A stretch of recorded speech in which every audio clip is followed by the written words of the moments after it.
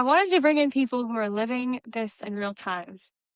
Not experts with perfect systems, but parents who are navigating the same pressure. I'm joined by my co host, Jessica Stinson, today, Hey. along with Jay Jones. Yo. And we have with us our guest, Stephanie Hammett. She used to be our coworker, but I'll let you explain what you do now. You know, this is the Hotel California. Like, you can check out, but you never leave. Here you are again. When did you do that? When I left. They really do say that. Yes. So I'm a licensed marriage and family therapist and also a certified play therapist. So I own my own practice and we have a couple other therapists in there. And then I also have a 9-year-old and a 7-year-old, and I'm juggling busy working motherhood. Wonderful. I can't believe she's 7. I know. I remember her doing like little gymnastics when she was like 3. And now she's like competitive and like wins insane. Of course she wins. Yeah. That girl does not play. Yeah. Thank you all for being here. So I want to start out with a couple of icebreaker questions. So let's see. Stephanie, how many tabs do you currently have open in your brain?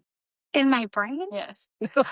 Oh goodness. It's like a pendulum swing. Like I'm either at 0 and I'm just like floating along, or I'm at like 1,000 and I'm like, yeah, and I'm just buffering. Jay, if your week had a theme song right now, what would it be? This probably would have been. Right.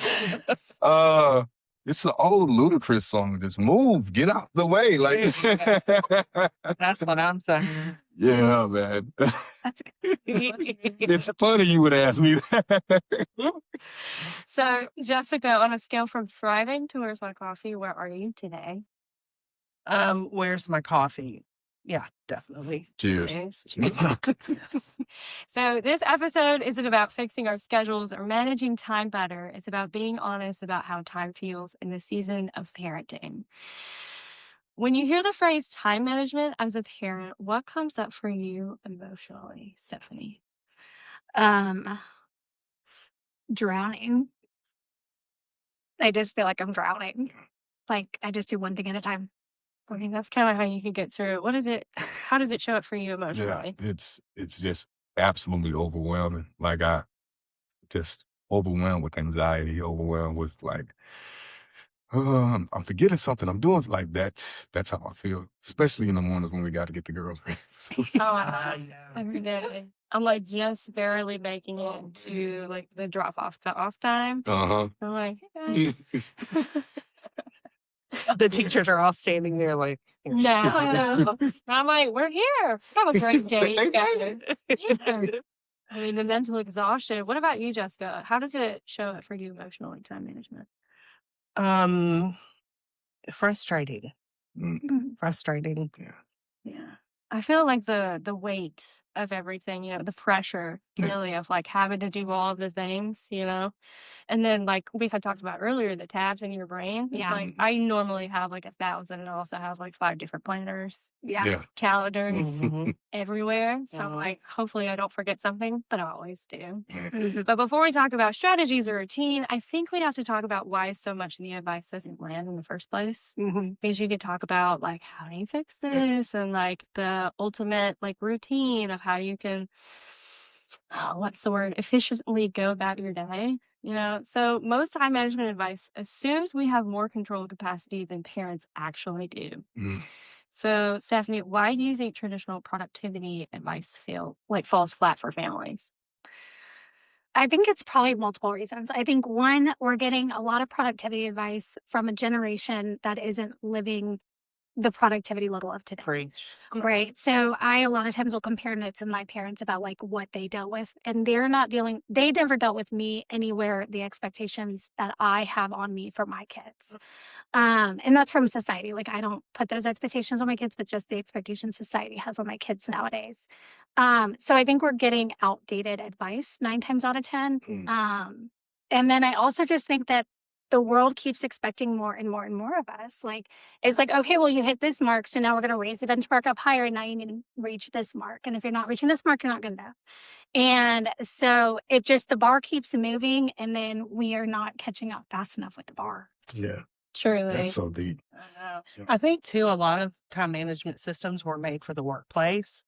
and they didn't take into account these unpredictable little humans, Right. and all of the other things. Like, they don't take into account 14 questions before 7 a.m. and everything else. Like, Yeah. I don't think they were made for that. Yeah. And I think I was really lucky when I worked here that this company is mostly a woman run company. And so I think that like when you come in and you have kids and you're a mom and you're like, hey, like my kid's sick, I gotta go pick him up. It's way more understanding. But I think when corporate, and I don't mean to be like, I don't know. It's the reality. It's the reality, Yeah. right? Like when it's more male run and like it's not understood the time constraints on a working family. Like, the majority of the weight lands on the mom, 9 Yeah. times out of 10. And when you're also trying to make a career, and nowadays with the economy the way it is, like you really need 2 incomes. Yeah. You do. And, it's just a lot. Like, And it's when we were talking about the topic, one of the things that came up, I implemented with our team over at the hospital was like the Eisenhower matrix, right? You identify what's a priority, what's not a priority, what's urgent, what's not urgent, and then based on that matrix, you group the task in there. And so, like when I think about that matrix, there's no way you can apply that to life because there's no way that you can say, getting my daughter getting her hair braided is not as urgent or as a priority as, making sure that there's no way you can group those things into that matrix because life it shifts and it ebbs and flows and things are priority when they're not a priority. And, and so that consideration, man, like I think that's something that, like she said, the traditional systems don't take into play. It's like the nuances of life, right? The real nuances of life. And the personalities of the youth, the kids and the wives and the husbands, that we deal with. And so like I can't tell you that you're not a priority right now. Because if I do that, it's gonna be I know. It's like letting I dare you to tell your wife you're not right. So man. I know, but like the idea of letting go of balance, like what has that look like for any of y'all if y'all have let go of balance? Because like you just said, it's like priority, and then you're like, oh, you just have to find a balance between it all. But in retrospect, that's easier said than done. But again, it's like how are we tackling that? I will say, being on the other side of parenting, I mean, the baby is 17, so I'm kind of, the light is bright at the end of this film. And my oldest is about to be 29. So being on the other side, I can look back and see that, and you had it in the notes here, it is about seasons of life. It feels like those mornings when you're rushing to school, like that, you are going to experience that forever. yeah. But you won't. And so, and I've had to remind myself of that as I've come into a season where I'm caregiving for my elderly family members, and it's just a season, and it requires a lot of sacrifice. And some seasons are growth, some are survival, some seasons are maintenance. It is about seasons, and I think balance is a myth. Yeah. It really is. Yeah. Because it implies that there's equal footing, and I don't think there ever is. No, when we stop measuring ourselves against impossible standards, it changes how we understand our days and the time that we spend, doing what we have to do or what we need to do. So a lot of parents feel behind even when we're doing a tremendous amount of work, and so why do you think parents feel constantly behind even though we're doing a lot? Why do we, Stephanie? I think like I said earlier, the bar's moved, right? And so, I was telling Jessica earlier, I said something about my daughter is in competitive gymnastics. Like she's 7 years old. She goes 6 hours a week and she's already competing like in multiple locations. And me and my husband look at each other and we're like, is this healthy? Like, is this normal? And it's weird. It's the new normal. But like, we're both looking at each other from like our childhoods and we're like, this was not the level we were supposed to be at 7 years old. And so then you're like in this really weird stuck position as a parent. Like, are you taking opportunities away from your kids if you're not putting them in travel ball, if you're not letting them perform to these standards at these young ages? And so the bar has moved for us as parents so much. So now like we need a higher income And we need two incomes to keep working, and we need this household like that. But then also, our kids are supposed to be in all these extracurriculars, and our kids are supposed to be in tutoring, and our kids need to get better grades, and we need to send them to academically rigorous schools. And we're planning for college at 5 years old. I have heard parents of 5 years old, parents like in batting cages being like, oh yeah, like talking about college scholarships for their 5-year-old in the batting cage. And at the end of the day, they probably will get one because their parents are going to push them unless the kid brings out, which that's a whole different topic. But the bar is so high for us right now. And so like when I talk to my parents, they're like, yeah, we weren't busy with you guys like that until you guys were like 12 or 13. Mm. Like we weren't in that level of extracurriculars. And so we took off faster in our generation. Like millennials and their kids they put an accelerator on us raising our children. How does the mental load or invisible labor like affect how time feels? Because you were just describing how we literally are racing the clock, Mhm. like turning back the time and setting. Like you just said, we're starting earlier now, and then we Mhm. also have this huge responsibility on our shoulders just to keep up with the society standards. Mm. Yeah. So, like, why does time feel so slow? Or like so fast? Like, why does it affect time so much? So we were just talking We were about just this. talking about Yeah, we were. So there was a study published where they actually did examine the way time feels and the perception of time. And they talked about two factors. So one of them, and I think these are actually two different studies. If someone like goes and fact checks me, I don't think it's all the same study, but you can email us and yeah. tell us the I'm correct. sorry if I don't get it perfectly correct. But one of the things that was mentioned in the perception of time in research is that as our lives get longer or as we get older, time is a smaller percentage of our life. So the time feels like it's going faster because it's a smaller percentage. So like when you're 4 years old, a day feels a lot longer than when you're 30 years old. That day is a lot smaller percentage of your life.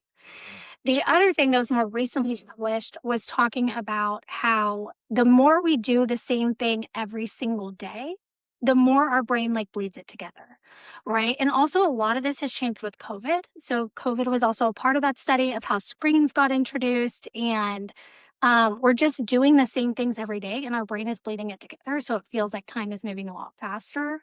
But it showed that the more that we like break out of our norm, the slower things will feel for us. So like when we go and like do just a random like Mardi Gras parade, or like we do something that's not the same, like Take a different route or go on Yeah. vacation. like if you've ever like gone on vacation, you're like, my weekend felt so long, right? Like you did something Friday night, Saturday, and then like you're driving home Sunday and you're like, God, that was a long weekend. Mhm. And it wasn't. It was just a Friday to a Sunday. But like because you did something different, it feels different to our Wow. brain.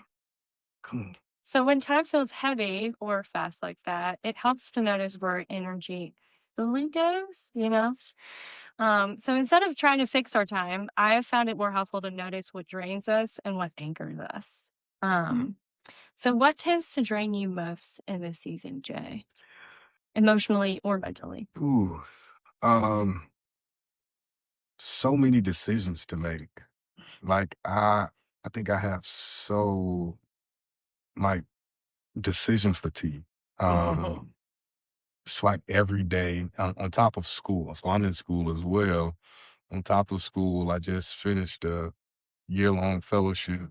I have 3 daughters, the twins that are 11, that gymnastics, cheerleading, Yeah. archery, and trying to be a husband. And so like there's so many decisions that have to be made constantly. And I think that's the thing that's I think right now is training me the most is I don't have the opportunity to say, it doesn't matter, it's not up to me, or it's whatever you feel. And so you have to constantly evaluate, the effects of my decisions, the direction of my decisions, the result of my decisions. Like it's constant, constant, constant. So I think right now that's just where I'm at. Is there anything that anchors your day, even if it doesn't save time? Like Um, that brings you relief? I'm a lover, man. Like I'm not. I like a hug, just some genuine love, man. Like whether that's from my children, You know, it's always good when it comes from my wife. Baby. You're a physical touch lover. Yes, I am a physical touch love language guy, but like just being around genuine, authentic people, situations, Mm. in places where I feel reminded that love and people are the center of everything that I do. That's what anchors me. Love is more powerful than hate. Yes, come on now. Okay. Hey. So, what is one of those things that drains you and also anchors you, like throughout your week or day, Stephanie? Drains me. So I'm very outgoing, but truly in nature, I'm an introvert. So I drain by spending time with people and then also being a therapist. Like I'm talking to people all day long. So a lot of times, like I am really truly drained. And something I even see in a lot of clients is like knowing if you truly are an extrovert or if you're just outgoing, right? Because that's different if you actually charge with other Right. people or not. And so something that has started to like anchor me more in like being aware of the fact that I'm an introvert is like being able to say no to things. Like I don't have to go to every single thing. Like letting go of FOMO, being okay, like spending the Friday night on the couch watching a movie with the kids and the husband and just like having a peaceful, chill, calm night. Like those kind of moments, becoming more content with not like keeping up with the Joneses, so to say, has really started to anchor me in the fact that like, okay, well, I can recharge and I can take a minute for myself and like I don't have to be a part of everything. That's good. Jessica, Yeah. what is one thing that drains you and anchors you Um, right now? what drains me the most, and it's self-inflicted, is my tendency for perfectionism. If I do something, I want to do it well. And but I tend to overthink, redo, all of those things. That's no surprise to any of you, I'm sure. But that it definitely is draining. So, what's one of your anchors? A predictable routine Mm. anchors me. There's some flexibility in that, but I need to know that dinner's going to be around the same time, every day. I need to know ahead of time, like, okay, Jermaine's got practice until 4:30, so I need to put something in the crock pot this morning so that I just need some predictability because so much goes off the rails. Right. And I need to be able to, know that the guideposts are in place. So a predictable routine helps me. I think mine right now that's draining are adult tantrums. Mm. I can deal with my children's tantrums, but when I have an adult and coming at me, She's not talking about me, just for those of you that that's okay. Everybody else was like, Yeah, exactly. They wanted to throw one. No, adult tantrums, I do not have the patience. The night therapy might never be cut out for you. Although I did see my therapist yesterday. Actually, and I it's feel real good. Oh, I meant being a therapist. Oh, no, baby. Yeah. no. We deal with a lot of adult. No, I already have. I have some. not on our I have something like written on my forehead that says, "Please tell me everything." I think you told me that one. I didn't ask for this. One of my anchors, though, is no one has power over me. I'm in my own, I'm in control of my own emotions. So, yes, if someone has that emotional tantrum, I'm like, that is all you, babe. That is not how I feel. Mm-hmm. Someday, like Shirley and me, someday, I'll feel you. I hope y'all find, that peace that I found because I'm like, could not be me. So even with these anchors in place, there are still days when everything feels like too much. And I want to talk about the things that we've tried and some of the things that we've kind of let go of instead of being like, what's some advice that we can get, Because again, like we did said, advice usually doesn't stick with time management. Like ideally, sure, it works, but realistically, no, especially in the world of parenting. So what is something that you've tried that worked for your season, but it didn't last, Stephanie? I think people pleasing for me. Like, I think there was a big part of me that had to learn, like, no is a full sentence and I'm allowed to say no. And I have my own autonomy in that. And like, I don't have to give you an explanation for why I don't want to go hang out or do something. I love that for you. Yeah. I think a lot of people struggle with that too. Yeah. A lot This is of a new parents struggle. version of you. I It is. love It it. really happened when I had to step away from Greg's and like go into my own business. Cause I mean, I was juggling so much, like starting a business and getting it up and running. And like, there was just a piece where like, I think I broke. Like, I went too hard and I was like, I can't do this anymore. Like, I Yeah. can't sustain the speed anymore. Yeah. And so it was eventually like, you know what? I'm just going to start telling people no. Like, if I don't want to do it, I'm going to internally reflect. And if I don't want to be a part of this or do it, I'm going to say no. Good for you. And when I started doing that, I found the stress levels just fall off, Mhm. you know, and I do have to like still check that people pleaser in me, that first kid, you know, that's like, Mhm. you know, like, hey, like, we want to make this person happy. I'm like, actually, if they don't like me, they don't like me. That's cool. Yeah. You know, like, I don't have to be your cup of tea. Yeah. I love that. I mean, that's truly how I feel too. I'm like, Yeah. that's Yeah, cool. it took me a long time to get there, but I think when I started doing that, it made a lot of other things flow a lot better in my life and took a lot of stress off. So, Jay, what systems have you released because they didn't fit in your real life? Hmm. Some advice that someone has given you, and you just kind of like, Yeah. Man, well, I can say this is something that I actually did for a while. On Sunday nights, right? I would get all of my clothes ready for the week and iron on my clothes and do the same for my baby. So like maybe taking away that time in the morning. But I realized, man, like that's just not realistic.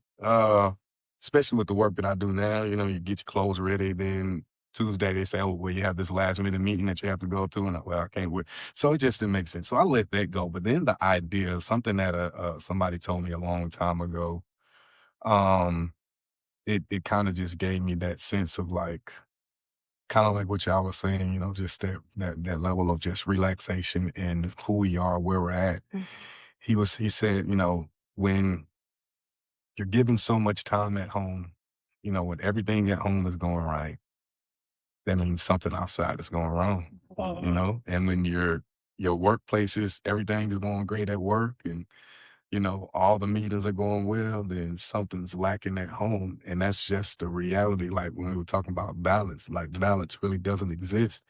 And so just checking myself when I feel like I have to do what this social media post says for my children. Like realizing like it just doesn't exist. There is no one size fits all, Mm. you know, and just accepting things as they go.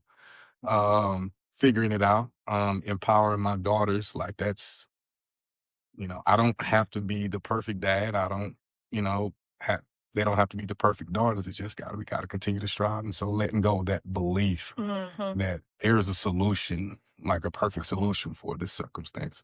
I had to let that go. it's Mhm. powerful. Yeah.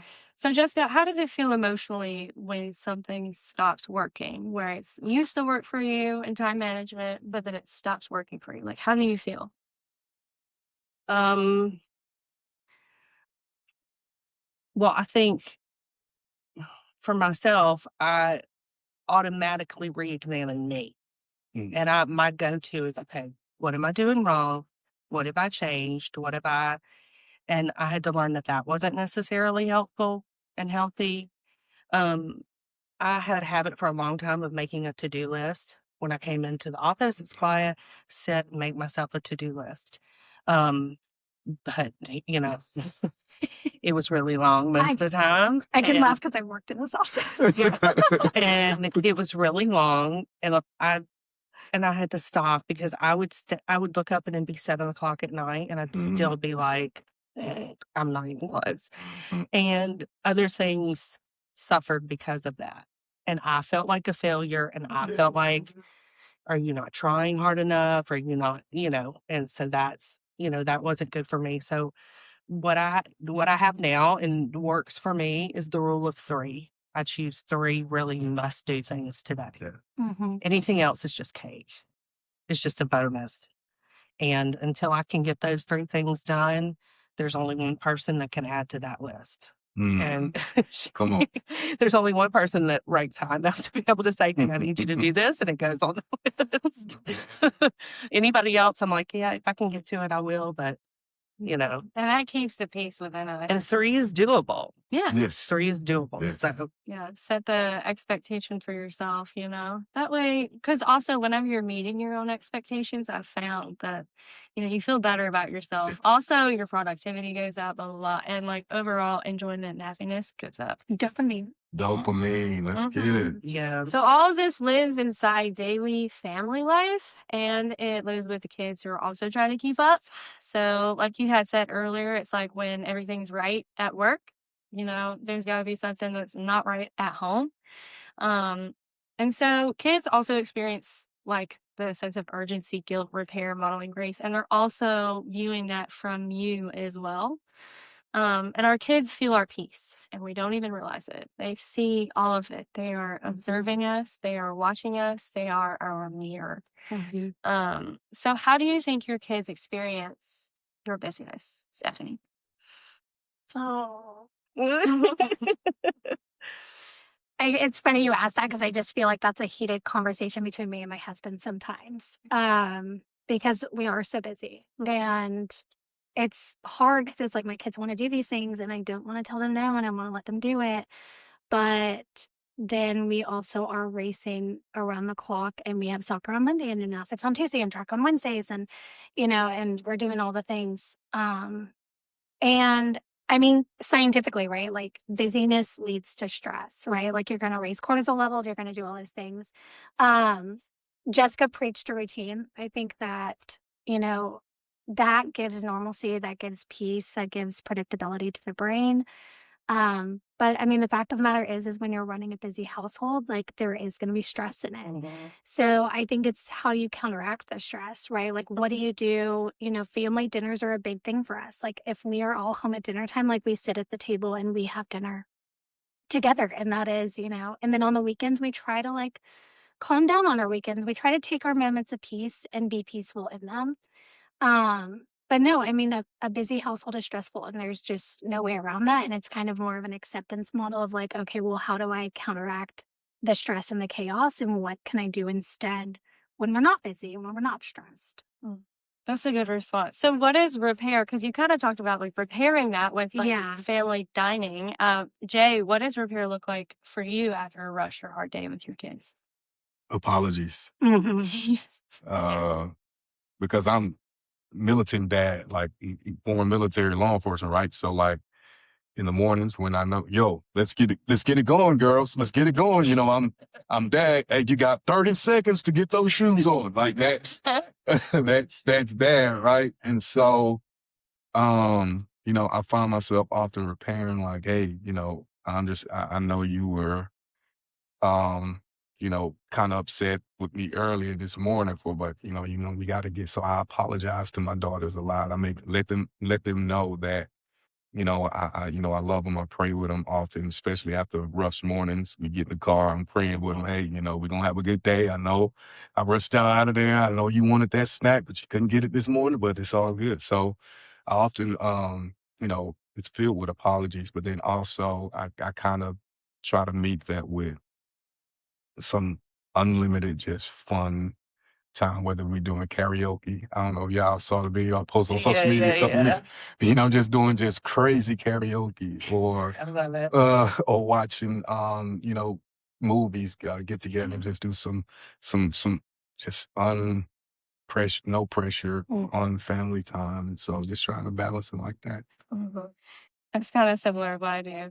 So, Jessica, what do you hope your kids learn from how you handle your imperfect days? That there's always another one coming behind it. You didn't get it right today, but you can get it right tomorrow. Like, you know, at the end of the day, I mean, I had to do that just last night. So, you know, we've mapped out like, okay, working till this time, and then Mark's going to work till this time, and he's picking up Jermaine after theater practice, and I'm going home to cook dinner and take care of the dogs, and you know, he'll be there when I get off, and so I go home and he's not there. Jermaine got off practice at 6, so Mark stayed and worked until he had to leave to go get him. Well, I thought he was going to come home, so I had to feed the dogs, clean up after the dogs, cook, make their dinner, like do all the things and cook dinner. And so Mark and they walked in, and I'm in the middle of cooking dinner, and Jermaine's like, "Hey, his friend so and so wants me to, wants to know if I can go to the Chinese buffet with him and his folks." And and I'm like, "She said cooking dinner? Are you kidding me? Like, oh, how are you gonna get there? You gonna walk? Because I've worked a 10-hour day today, and I've come home and done this, and now all of a sudden you're telling me you want me to take you somewhere else too and pick you up at 9 o'clock? What? You got Uber money? Because." And I was short and snappy and sarcastic and not very kind. And so when he came home, Mark was like, "I'll take him." He sees me leaning over the stove. He's like, "I got this. It's okay." And when he came home, I just had to say, "You know what? I'm really sorry. Did you enjoy your dinner?" Because it's not that I don't want them to go and do fun things, but like I've had this planned out. Like this is what I was doing today. And like at 8 o'clock, that's when I've scheduled my rest. Do not talk to me. The bra has come off. I'm not moving. That's it. My day is over officially. And you want to ride? And so you made these plans at the last minute without consideration of the people that you're depending on. Yeah. And I just didn't handle it well. I felt not taken into consideration, and so you just have to apologize and acknowledge this is what I was feeling, and also remember, like, he's a teenager. Yeah. Yeah. I mean, he doesn't live for anything beyond what's What's happening, happening right what's now. happening right now. So, yeah, I think you just say your apologies, acknowledge where you go wrong, and remember there's another day after today, God willing. Yeah. So, So I normally we normally say like what's one piece of advice, but I kind of don't want to offer advice. I want to offer perspective. So if you could offer one piece of perspective to parents who feel stretched thin right now, what would you want them to hear, Stephanie? Kind of like what Jessica was talking about like it's a phase of life. So something I'll tell my clients a lot of time is that, this is one pixel of your big picture of your life story. And let's not make a forever problem out of a temporary issue. Right. So like you're gonna get through this. Like the baby phase ends, the busy phase ends. There's other phases. There's other phases, yeah. And so, just getting through today is enough. What about you, Jeff? What's one piece of perspective? Breathe. Yes, we need that to live. Yeah. Breathe. Keep the first thing first, man. Love, right? Like love yourself, but then also love the fact that you have the chance to love the people around you. And I think, and that's just my personality, when it gets rough, man, just revert back to, I love you, you love me, we're in this together. And just try to figure it out, man. Like that's really the best I could say, just remember the first thing first is love, though, love others like you love yourself. And just operate from a place of grace and love. That's the number one thing. Shout out to our parenting partners, because it really does take a village of good village, Yes. like parenting partners, whether that is your sister, your friend, Yeah. your husband, Yeah. your grandparents, your parents, whatever. Yeah. Shout out. Shout out. Y'all the real ones too. absolutely. Facts. So, do you have any perspective, Jessica? I think I would just say that if you are someone who finds yourself racing against the clock, that the way you feel is real. But it says a lot more about how much you're carrying than how well you're managing. Like it's real, but you're probably carrying more than you need to. And there is no one right way, there is a single piece of advice that's going to fix all of your, time management solutions or any of that. So I invite our listeners to notice what feels heavy and what can soften, because, managing is all that we can do, and breathing. Yeah. Breathing. Ice on wrist also helps. Yes. What? Ice on wrist. Yeah. Yeah. It That doesn't regulate your body. So my face is wait a minute. Your vagal nerve. Yeah. Yes. Here we go with the vagal stuff again. We Yeah. talk about this so And much. like lavender, I like rollerball essentials too. Lavender, peppermint, if it doesn't irritate your skin. Sorry, Jay. Yo, y'all gotta put me on game. Like what y'all talking about with the ice on wrist? What that mean? So your vagal nerve system, right? Like if you put ice on your wrist, it helps the blood flow constrict a little bit, but enough that it'll slow down your vagal nerve response. Your vagal nerve also runs on the top of your mouth. So like humming or like sometimes people can do like minty gum or something sour. I do think that. And it just helps slow that nerve. I like that word. I like that word. I like nerval. I like that word. Your like that nervous system response down. Yo, We're gonna try it. I'm about to try as soon as I walk out of here. Homework. I call those band-aids, right? Like those are your band-aids. Like when you're starting to get real stressed, you got to pull your band-aids out because it doesn't fix the big problem, but it calms the nervous system down in that minute. So you don't feel like you're being attacked by Yeah. a crazy lion. Yeah, because we're not going to Venegas- chase bears. I love the attack by Tiger. Like, it cracks me up every time she says it. I'm like, That's how I feel. Also, my kids love tigers. It's like I have to make a phone call. And I'm like, ice on the wrist. Okay, homework. We're gonna talk about this the next time we see each other. Yes. So just remember, you don't have to fix your life tonight. I mean, I don't think anybody can. That's kind of out there. But notice that the season that you're in is enough. And I thank you, all of you, for joining me today. Listen, follow, like, subscribe. All the things. All those All things. things. Appreciate y'all. See you next time. See you.